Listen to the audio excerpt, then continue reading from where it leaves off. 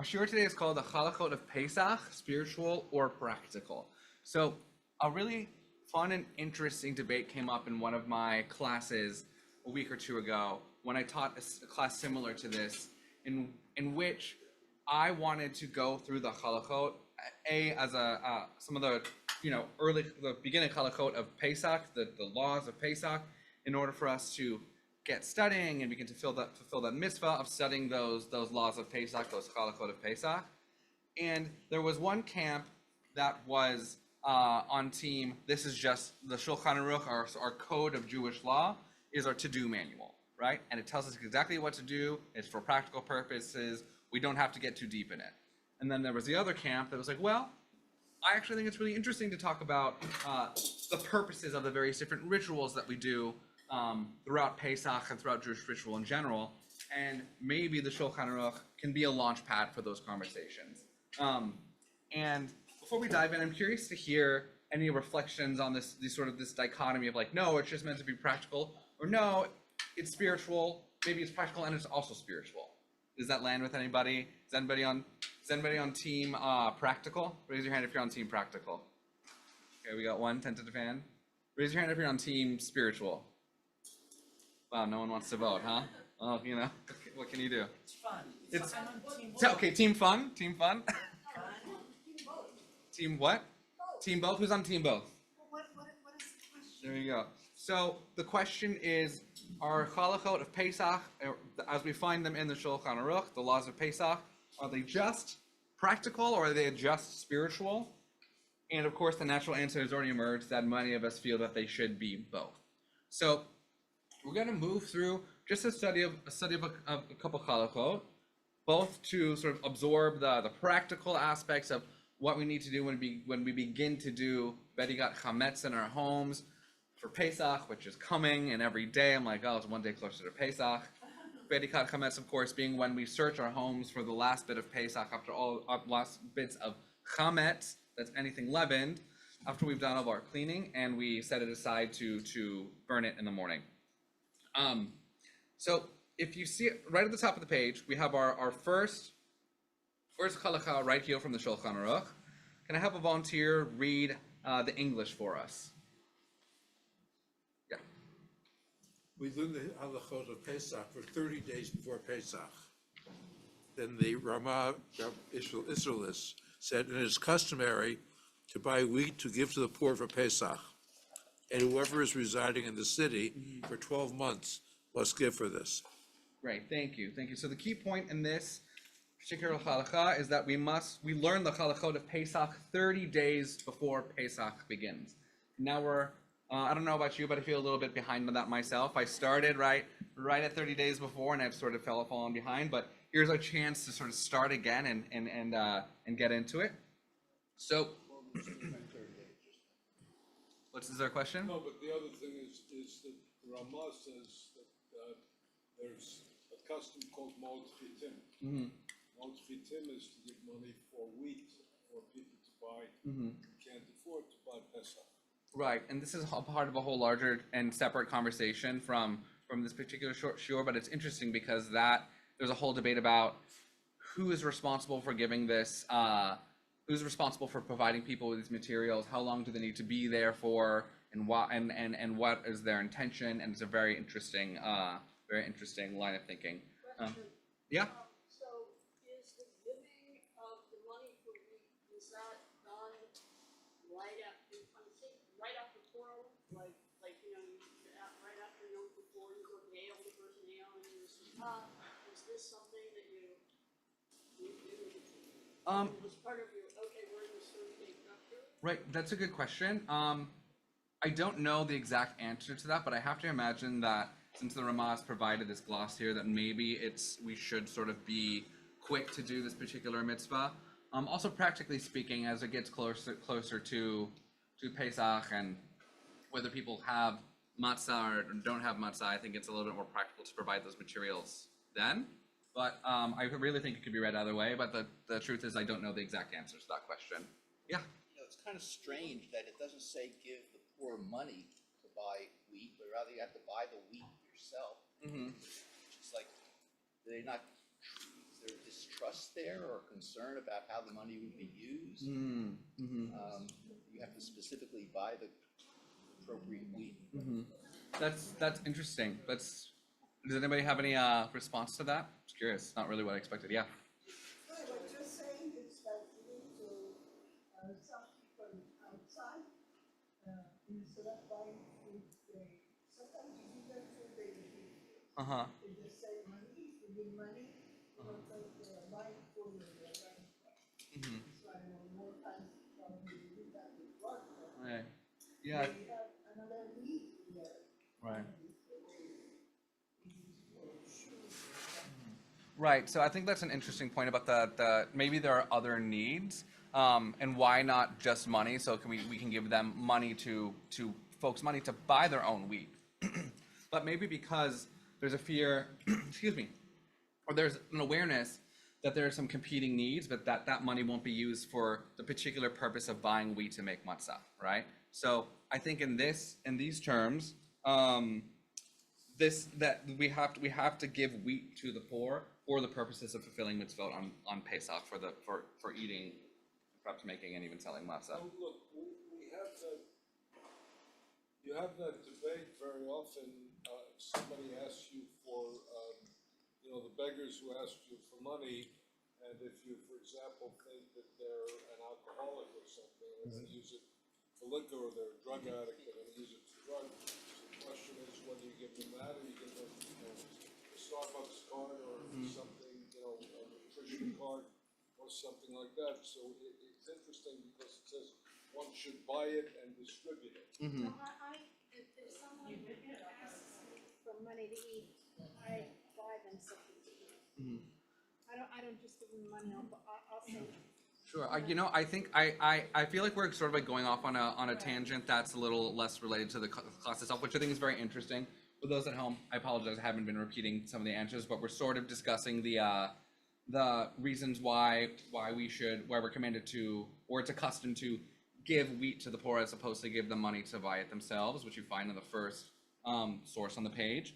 But I'd like to table that for a moment so we can move forward with this idea of why do we study the Halachot of Pesach 30 days before Pesach begins. So let's go ahead and go on to the Mishnah Berurah. I'm going to read just the specific part in English that's relevant to this question. So, Shoalim b'Hilchot Pesach. So ask about the Halachot of Passover.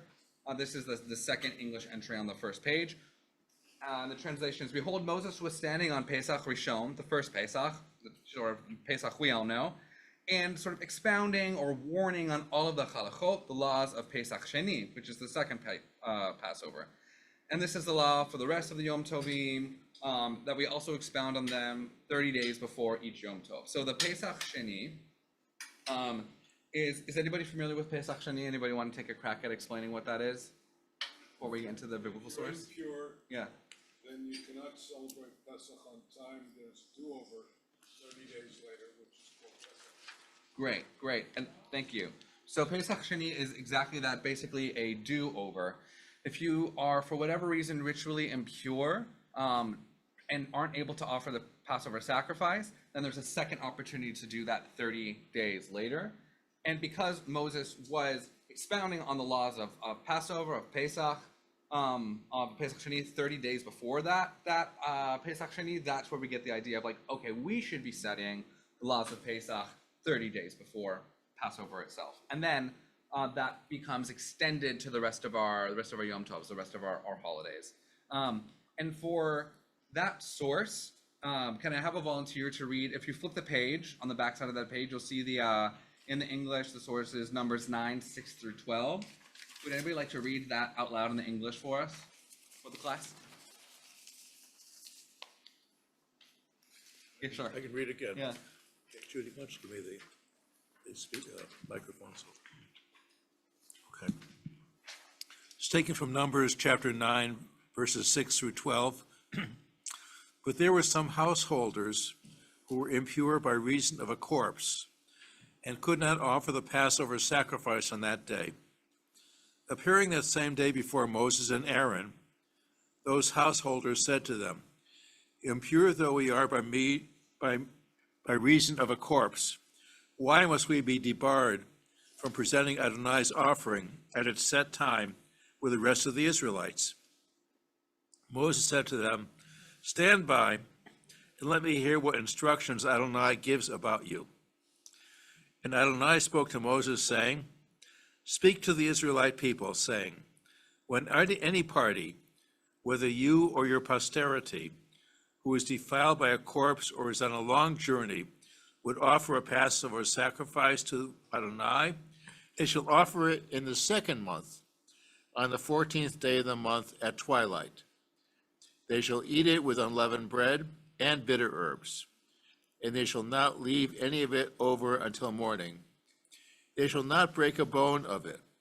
They shall offer it in strict accordance with the laws of the Passover sacrifice. Great, thank you, thank you. So this is where we get this idea of studying those laws of Passover and then the rest of the Yom Tovim, Yom Tovim 30 days before their occurrence. And you can see the stakes are really high here, right? That like, well, why should we not have the opportunity to offer the Passover sacrifice just because we happen to have become impure by no fault of our own? And it's a great moment of sort of halachic debate in the Torah of us saying, you know what, great question. Let me check in with God and see what God has to say, and then I'll get back to you. And we don't do our rituals, everything that we do for nothing. There are spiritual reasons. There are sort of like cosmic reasons, some might even say, which sort of moves us into this idea of like, well, practice, halachot, is both practical and spiritual. So in that vein, I wanted to just move through a couple of halachot and sort of generate conversation about the meaning of it, the various action symbols that occur in these halachot. So let's get started with the first one here, the Shulchan Aruch Orach Chaim 433.1, which is right below that biblical text there. So the laws for checking chametz, so containing 11 sections, that's just the headline of the Shulchan Aruch. The checking should be done by candlelight, not moonlight. If one did not check on the night of the 14th, when checking during the day of the 14th, one should not check by sunlight, but by candlelight. However, for a room with bright light, if one checked by sunlight, it suffices. And the same applies to checking opposite a chimney in a room. Let's just take a second, let that marinate a little bit. So there's a lot going on here. What are some things that we notice in this particular halakha? Symbols, actions. Just shout about anything.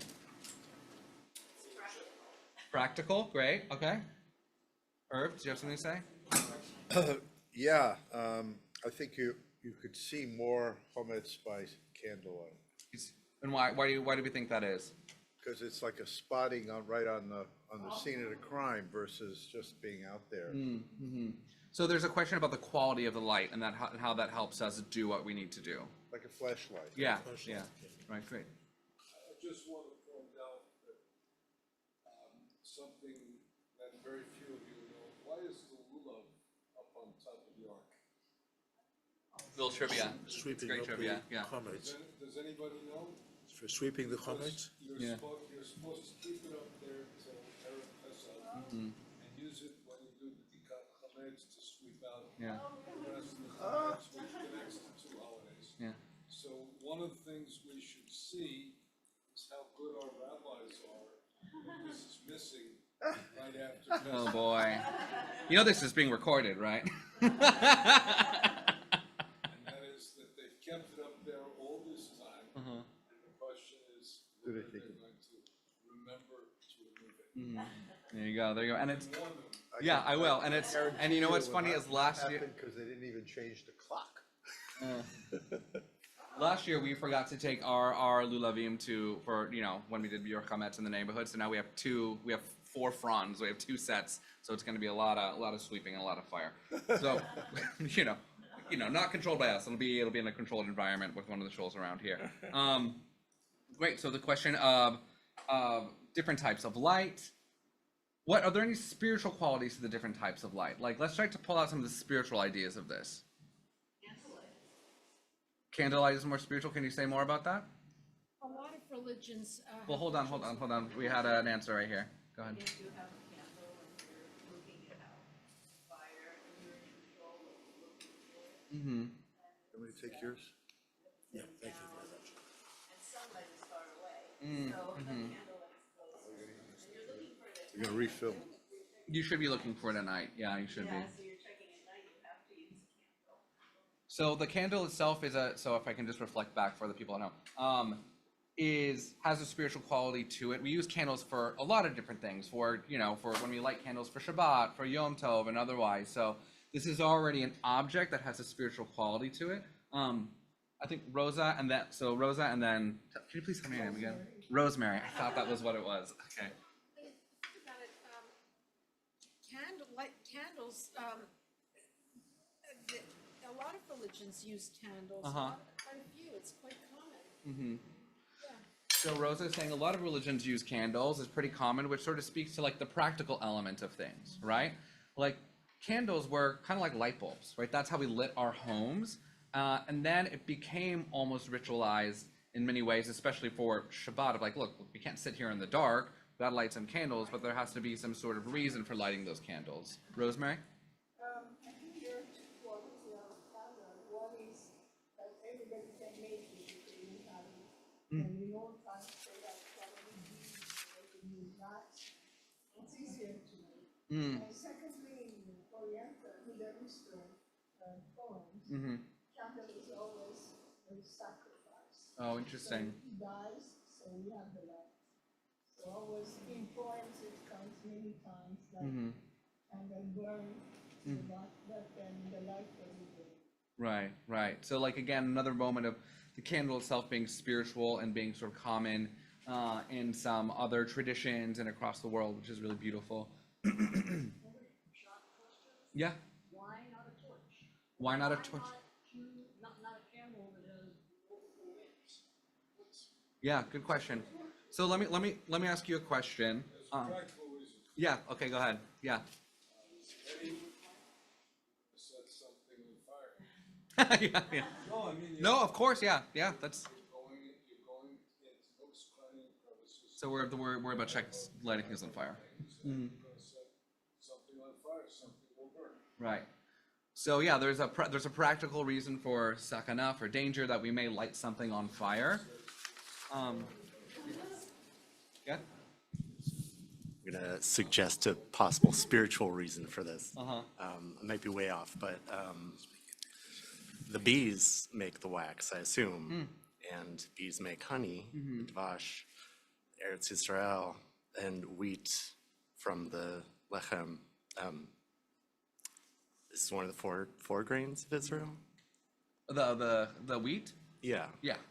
and they're not in Eretz Yisrael yet, but So maybe. so we're saying there's like. So are we saying there's a connection with the davash with the honey, as it relates to Eretz Israel itself as something special? Yes. Yeah, great. If I can pull something else out of that, I think it would be interesting too to talk about like, is there a way to sort of link this to Rosh Hashanah too? Like if we're going down the rabbit hole of candles and what are they made out of? Is it beeswax? What does that mean? I think that there's a whole interesting sort of rabbit hole to go down. Do you see another hand? Yeah. Candles add personality Uh-huh. to the act. Right. versus, going by the natural light or the moonlight. So I think in some sense, it's intending for you to focus more on what you're doing and at this particular mitzvah. Great. So focus more on what we're doing. So speaking of the high holidays, what's one thing that we do that like characterizes the high holidays? What spiritual thing do we do? What spiritual thing do we, even the word is even check in there, not livdok, but something else. Cheshbon hanefesh, right? We do a spiritual accounting. I realize I'm looking at this side of the room a lot. I'm going to try to give my attention to all sides of the room. Cheshbon hanefesh. We go through this internal process of personal reckoning, and we think through, what we did right, what we did wrong, and how we could do better.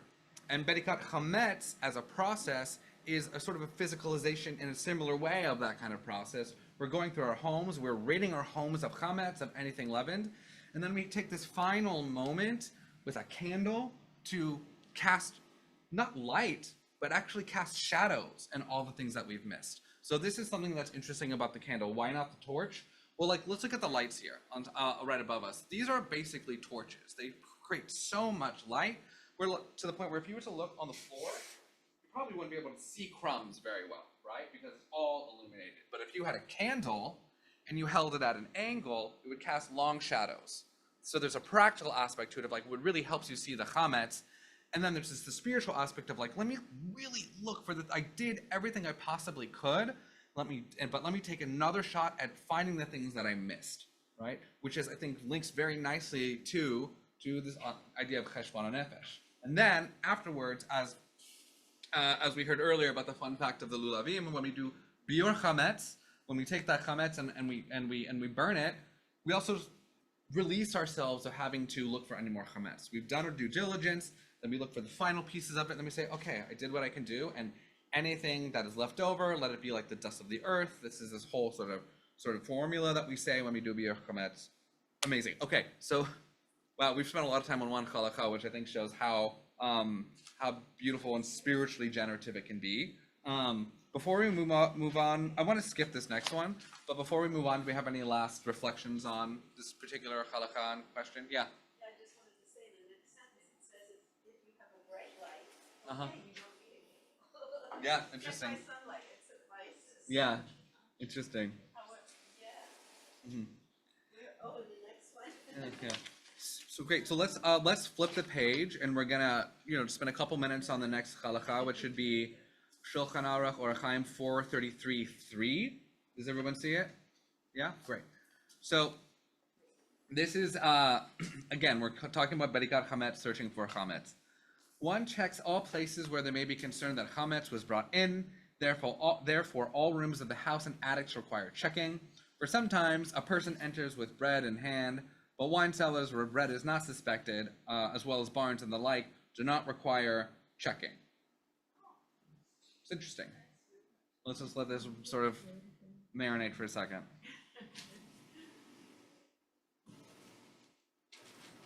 Okay, so where does this fall? Does this feel more practical or more spiritual? Practical. Why? It tells to what extent one has to go up searching for chametz. So if you have in your mind to nullify it, that may be sufficient, it seems to be saying. And so you miss something. And at the end of the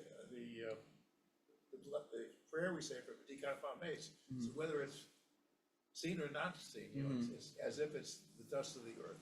Right. So what you're pulling at, so we're talking again about biur chametz and sort of letting it be the dust of the earth, but also the practical element of like, there are some places where food is typically brought and food is not brought, right? And like, can we really track where we bring our food? And sort of our rabbis think like, well, we can't be so medakdek, so exacting. Like, we have to give ourselves a little bit of a break for a second. Like, do the work, and also know that like, look, if you can't, there's some places where you don't need to be so obsessive. Like, whether it's a barn, whether it's an attic. I know that despite this, even though I used to have a very strict rule of like just eating in the dining room or in the kitchen, there have been moments where I've walked into the, into a bedroom or office with a snack or a sandwich and I think, man, am I going to have to really do intense Bedikat Chametz here? And the answer is yes, because the room is of my home. But we can't always remember all of that stuff, right? We can always remember where we may have brought a sandwich or a cookie or a granola bar or whatever that may have chametz in it. My friend's wife put it very wonderfully in Hebrew rhymes. She said, Bali, avat lo chametz, ubali lo kavan pesach. Dust is not chametz, and my husband is not paschal sacrifice. Which is interesting because again, like it feels like a yesh gvul moment. Like dust is not chametz. I love because this is a holiday where we could really like get so intense to the point of it being problematic, right? It's like do your due diligence, but then learn to let go, right? Learn to let go. Great. Let me look just through here really quick to see if there's one last one because we went through that one pretty quickly. Let's see.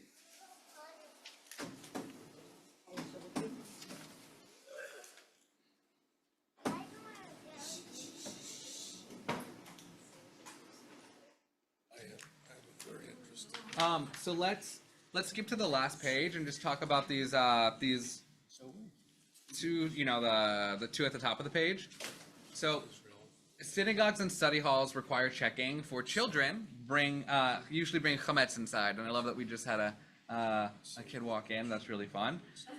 And synagogues and study halls require checking. Oh, this is duplicate for some reason. So it's just the one. So synagogues and study halls require checking for children usually bring chametz inside. So does this fall on the practical or the spiritual side of things? Practical, why? The only person I can sell it to. Yeah. Yeah. But also nowadays, study halls like this. Yeah. open comments. Right. I mean, look at us. We're eating food in here. The study hall. I mean, like this is a very typical way of doing studies, having food everywhere. So it's pretty clear that okay, we should probably check for chametz here. Now, I had a very strong response of this is a practical halacha. Let's try to make an argument as to why it's spiritual. Let's just try it. I don't even have an answer for it, but I would like to do it as an exercise. How could this particular halacha that synagogues and study halls require checking because children usually bring chametz inside, how could that be spiritual?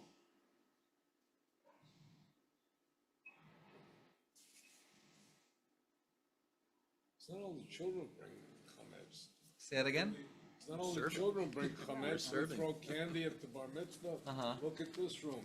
So how could it not, how can it be spiritual? Because it says places which you frequent, even if they're sacred places, Right.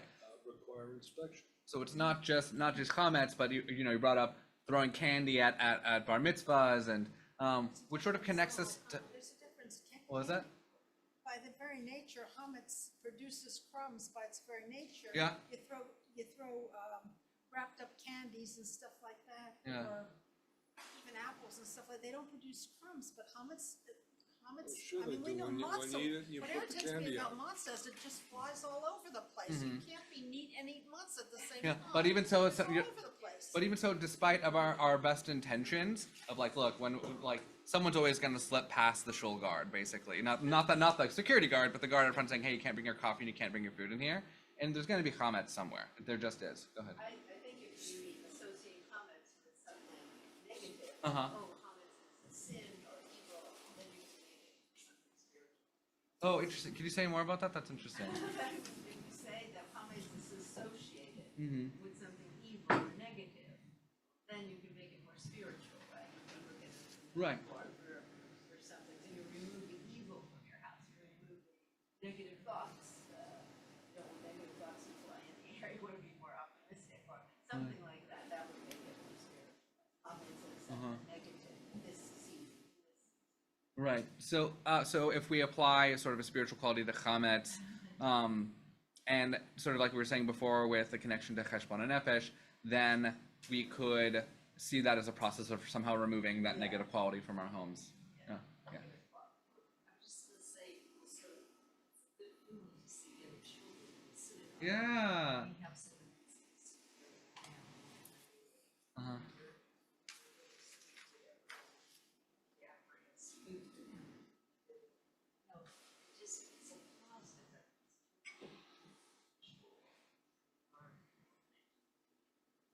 Yeah, that's great. So it's really nice to see children in shul, right? Like, and we always notice. Like, I don't know about you, but I feel like it's almost evolutionarily impossible to not pay attention to a baby when there's a baby around. You know, I feel like there's this thing that I kind of call village mode. We all go into village mode, and we're just watching the kid or hanging out, whatever. But like we very naturally in many ways are like, oh, let's care for this child. Yeah. I just wanted to take that a little further, that if we assign, if we see chametz as something negative in this respect, and bringing it back to the high holidays, there is the aspect of sometimes you're not directly responsible for something not good that you did, but someone may have pulled you in, and so you have to be looking at, in that respect, it's a little spiritual, that you have to be looking not only for the comments that you left, not only your Cheerios, but also the kids' Cheerios in the backseat. Yeah. So there's a sort of like a communal responsibility of like, look, this isn't just about my home, but it's about the kind of the chametz that we all bring into a space. Yeah. One final question before we close and bench and then Dava and Mariv. Who is the Pesach Seder for primarily? Who's it for? The children, right? We have the 4 children. We have the 4 questions. The purpose, in many ways, of the Seder, of the Haggadah, of the Magid, is to engage kids in conversation about Passover and teach them, right? To sort of pass on, or at least encourage some of our most basic tenets of Jewish debate, thought, and contemplation, and hopefully resolution as well, or not. Some of the most interesting conversations in the Talmud have no resolution. That's in the Teku section, which is just a term for let's just leave it. But so with that in mind, it's again interesting that our attention is being in this particular halakha is being drawn back to kids. Like, notice what the kids are doing. Notice what's really going on during Pesach, right? There's so much to do. One of the reasons that is given in the Mishnah Berurah, which I think is included, I think I included this but didn't translate it, is that, Mishnah Berurah also says one of the reasons that we also study the Halachot of Pesach 30 days before Pesach is because there are so many, right? There's so many things to worry about, so many things to get done. We're turning over our homes and kind of creating this whole new reality. I mean, Galat Mart, I was just in there the other day hoping to get some, I don't know, I was trying to get some like chicken nuggets or something, and it was already, Pesach chicken nuggets. I was like, no! But there's so much to do, and yet we're sort of called to notice. Amidst all of it, we're called to notice, right? If we're setting up a Seder, it's a lot of organizing, but still we're called to notice. Why are we there? What are we doing it? What are we doing, and why are we doing it?